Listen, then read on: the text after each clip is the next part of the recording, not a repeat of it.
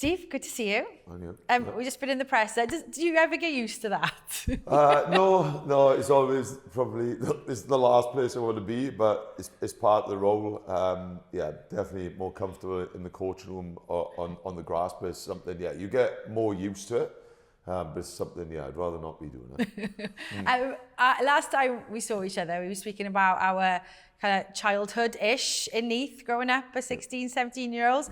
And look, you 30 years down the line, who'd have thought we'd be sitting here as Welsh coach? I mean, did you ever think that at that age? No, definitely not. I couldn't think past tomorrow.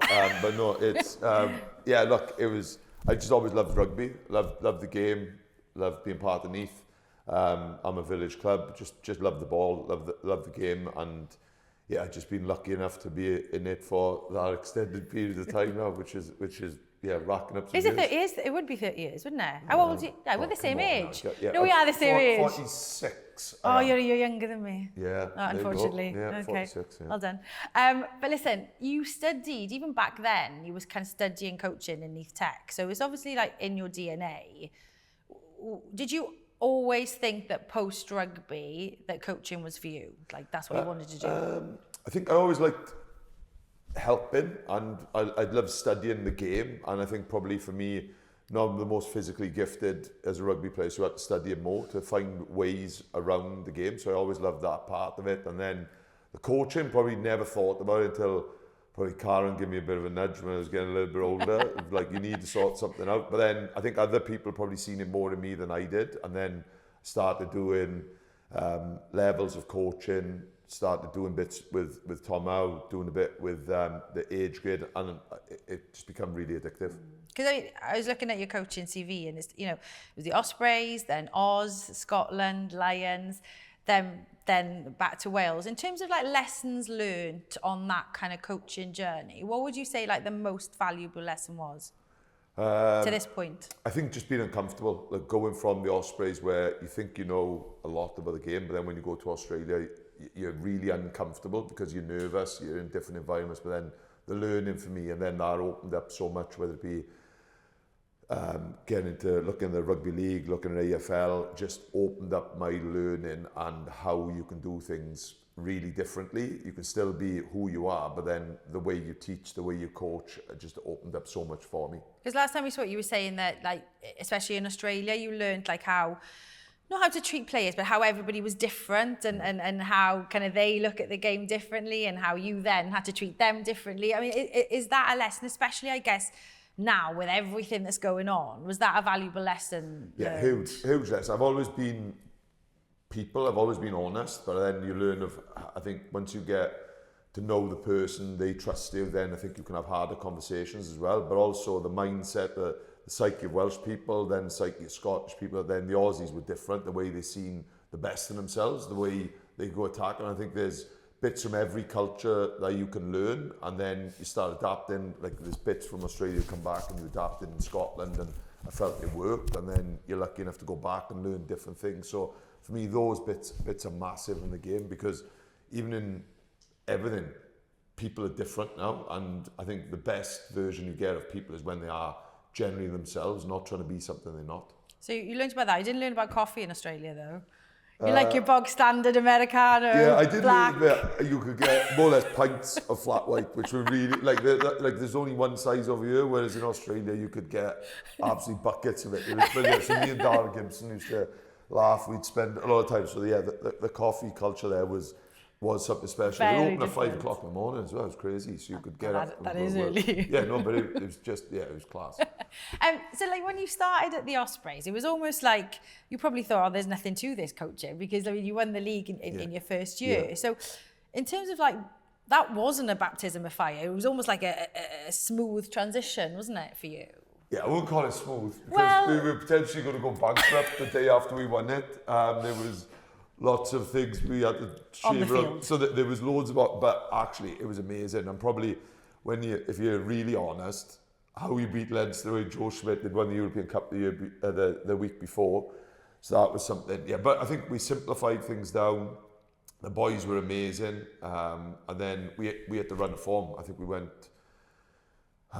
7 or 8 of the last 9 games. We beat Munster really well. And then Shane produced a bit of magic and Biggs, and then winning that final was amazing. But then we went through a big transitional period after it. But all those learnings, when I reflect back, and sometimes when I moved away from the Ospreys, the reflections were even bigger. So yeah, very, very lucky to have that opportunity, and I loved every minute of it. And I suppose there's so much going on at the moment. It's a really emotive subject, isn't it, to talk about like the Ospreys, and you know, like given that they kind of gave you an opportunity as a player and then a coach, is it quite difficult for you kind of looking in at everything that's happening at the moment? Yeah, I think for me, you've got so much empathy for it, and again, obviously that was a massive part of me and my development. But I think for me, year and now is focusing on what we can do, and I was the same whenever it was the Ospreys. If it was outside noise, I think you can get so caught up in that, and then you actually forget about the moment. So for me, at this minute in time, I know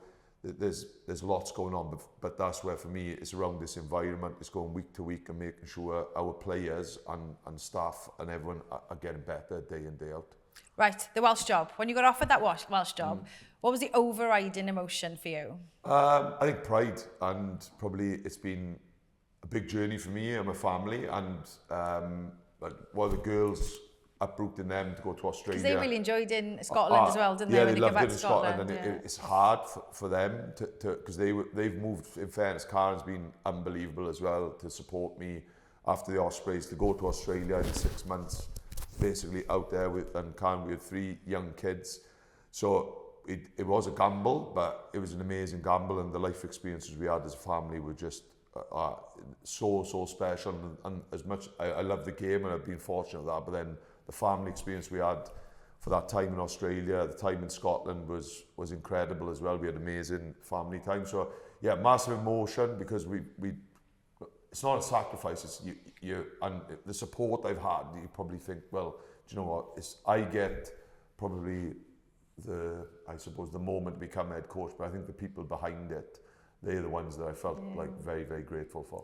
Was there any apprehension? Because it is, you know, without shadow of a doubt, currently probably the toughest job in rugby with everything going on. Was there any moment of apprehension, or, you know? Yeah, I think there is always apprehension in anything. I think when you take in consideration then what you're going to bring your family into as well, then it was never apprehension about the rugby element. It was never about, because I think what I've learned over time is, I know things you may not, but actually the opportunity to experience something for me was incredible, to coach a national team, to be in the spot they are, but knowing there was a young group, and I felt I wanted to help, I want to be part of it, and that doesn't put me off anything. It's just probably more the balance. That was the only apprehension. The family, they were really settled, but they were so supportive and backing me to do this role. So you come in, you've got a young group of players, and building confidence, because this group, they've been through a lot over the last couple of years. In terms of psychologically where they've been, how difficult is it, even now, I guess, when you're trying to like heal scars and then they keep opening up all the time? Like, how difficult is that for you as a head coach to do that? I think it's that management piece, but also that's where you draw on the experiences, whereas you can go really hard on something, but actually, are you going to make it better? And I think you draw on those experiences. But I think for me, it's the future. It's what we believe we can become, and how can we accelerate that? And again, there's so much that we could look back on, and there is baggage, there is scars, but actually, it's not going to help us if we keep looking back. We've got to look at the smaller wins at this minute in time, and then we believe that once those smaller wins keep adding up, once you get boys from maybe 3 or 4 caps to 15, 20 caps, and again, in an extended period of time, we believe this group have got the potential to be really, really competitive. You're 2 games in now, and you've arguably played, you know, the best teams in the competition currently as things stand. So we talk about positives and negatives from the last 2 games. Should we start positives? Like, yeah, as in, I think, yeah, we were... They definitely were last week. Yeah, they were last week, and again, there's lots, like, our discipline was better. I thought our scrum was excellent. The line-out was very, very good. I thought the bench that come on added real impetus. I think we probably could have scored a few more tries. And then when we do get to that end of the field, I think that is something that's been positive, and we backed up from the autumn. And then the things we definitely need to be better. We were bitterly disappointed after the England game, because we felt that group were more or less the team that played New Zealand, and we felt we were in a better place. So that, going down there, the discipline, and obviously giving 4 yellow cards where you don't get into the game, we were really disappointed with that, because we didn't, not so much, the result obviously stings, but it was more, when we reflected on ourselves, we didn't feel we put anything that we believe we should have on that field. So that was really disappointing. But again, there's lots to like, which again, I know it's probably hard for people to see when you look at the scoreboard, but it's something that I believe in around where the group are, we have to be focusing on the things that we did well, but also how can we now against Scotland layer or back up a lot more of those moments. Because how are you and the players? Because how increasingly difficult is it becoming just blocking out outside noise? I think it's probably harder for the players, because current generations are on social media. They will, like, again, there's lots spoken about, and in Wales is the goldfish bowl. For me, I've never, as you probably can tell, I've never been on social media. I do look at BBC Sport or something to find out cricket or football. Don't like a good TikTok, Steve, do you? Well, what do you reckon? Yeah, what do you reckon? Yeah, no, I would, like, honestly God, I'm so probably ignorant to a lot of that, because I feel it's not going to help you. And ultimately, I know the people that will give me the honest truth. I know myself, a lot of it, but I trust people outside me, and like, at the end of the day, everyone's going to have an opinion. Hardly any people know who I am, and they don't know the players either, and what they give up or what they do within the environment. So for us, it's making sure that we're true to ourselves, and in this environment, we just want to be the best version of that. What is your coping mechanism? Like, how easier or harder is it? I'm guessing harder. Is it to deal with defeats as a head coach than that of an assistant coach? Have you found that kind of mindset different? You've got to compartmentalising things differently? Yeah, it's in a weird way. I think because it's just about your area, I think sometimes it's a little bit worse, like as just being an assistant, whereas as a head coach, you're overall. So you might be picking up one area that needs to be better. So you've got to be the balance, whereas when you're an assistant coach, you've got an awareness of the team, but ultimately if your area's failed, then you're probably a little bit more harder on that. But for me, it does, we don't want to be losing games. I know what it means to the nation, I know what it means to people, but also I think I'm pretty real in understanding of where we're at. But I've got a belief in the coaches, I've got a belief in our staff, and I believe in these players of where we can go. So that probably keeps me in where we need to go. And if I can see us getting better at the things we're talking about and training about, then I believe that's where I probably can compartmentalise and go, well, I know where we go in, I can block everything else out, because ultimately if I'm starting worrying about outside influence, then am I really helping each individual be better? A few questions on Scotland? We've always done? Okay. Yeah, let's mix it up. Because I was wondering about this when I spoke to you a few weeks ago, like about this game in particular. Do you know what I mean? Because I know how much you loved your time in Scotland, how much you loved the players there, the coaches there. 6 years, wasn't it? It's a long time to be part of a group. So what are your emotions coming into this weekend? Look, it's exciting, but I know it'll be no different on the game day. They'll all laugh because I was getting really nervous game day and just couldn't wait for kick-off, or actually just to get the game on hard drive to look at it. So there'll be lots of good reminiscent stories, and looking forward to seeing the boys and everyone. But it'll be about the game. So once kick-off comes, it'll be a really good test. It'll be a real nice moment, I think, because that was a huge part of my development. In Scotland, they were amazing with me up there. Like the support, like the family, everything about it. There's so many good memories. So it'll be a nice moment. Already having texts from people who we were close to in Scotland. But yeah, they'll know who I am. Whether I was representing Scotland, the only thing I want to do is win. And it'll be no different on Saturday. I was talking to Sione a few weeks ago. He was like, has his dress sense got any better? Yeah. I still get a lot of ridicule about my Nike Air Max. I know, that's what you were saying. I knew it. I knew. What's his issue with your Nike Air Max? Mate, Thomas Williams has started to pick up in it now. So he was on about it the other day. So yeah, Rosie, my daughter, picked it up, I think. And then they always used to laugh. And again, but they're so great.